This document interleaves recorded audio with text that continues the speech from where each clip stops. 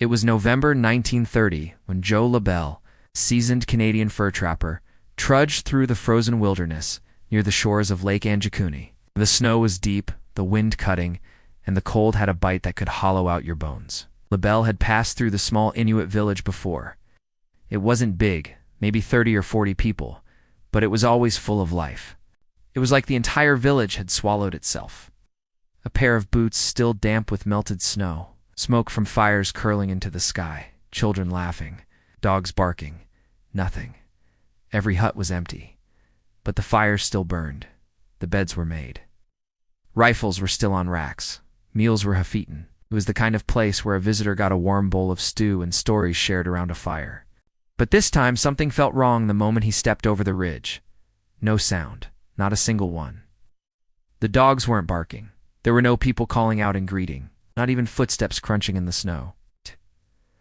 What he told the authorities sparked one of the strangest missing persons cases in North American history. Others froze. All had been left behind, something no Inuit family would ever do. Their dogs were their lifeline. Joe entered the first cabin. No one inside. But there was a stew pot still simmering on the fire, freshly made, clothes hanging on lines. He knocked on every door. It was like the people had vanished in the middle of living. Someone or something had removed the dead from their graves. But why? Dozens of footprints in the snow leading away from the village. But here's the thing, they weren't scattered. They weren't in a rush.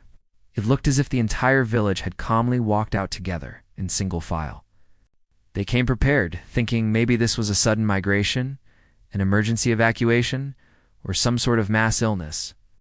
Others said maybe they'd fallen through ice or wandered into the wilderness and froze, but not with food still on the fire. Not with fresh snow showing no return tracks. And certainly not all at once in perfect silence. The belongings were still there. Guns, clothes, food supplies.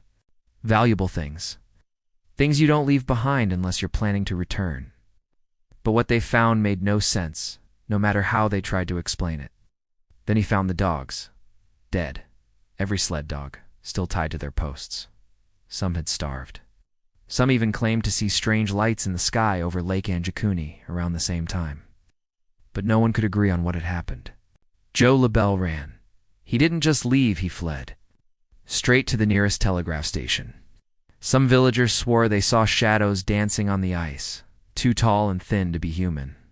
He begged them to move south before the first big storm, said the spirits of the lake were restless. No one listened. The official explanation from authorities changed over the years from no evidence of anything strange to probably a mass migration, but no one has ever found the people. Witnesses changed their stories. Files disappeared. Some said it was nothing more than a legend, a campfire tale, not one body. It's not one living person who claimed to survive. Locals still avoid camping too close to the old village site. And every few years, someone claims to see a figure watching from the trees, tall and still, waiting in the snow. They'd lived there for generations. He said the people of Anjikuni had spoken of a visitor who came during the night. No one had ever seen him clearly. They said he stood at the edge of the forest, never moved, never spoke. And no one has solved it to this day. Within days, Royal Canadian Mounted Police arrived at Anjikuni. The village was untouched. No signs of struggle, no signs of flight. They found graves near the village dugout. Yes, dugout. Others said they tried to call out to whatever was out there, and something answered. At least one burial site had been unearthed, and not by animals. Then came the strangest part. Tracks. The trail led into the tundra, and then it just stopped. No broken branches. No bodies. No blood. Just a trail of prints ending in the middle of nowheres. If the people had been lifted into the sky, some of the Mounties blamed the bitter weather. Rumors spread like wildfire. UFO spirits, government experiments, and the deeper the police dug, the weirder it got.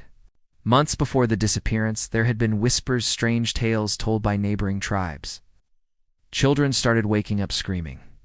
Hunters claimed their traps were being sprung but nothing taken. An elder, according to later reports, warned the village not to stay through the winter. Then one night, the village elder vanished. They found his tent ripped apart. But no blood, no footprints, nothing.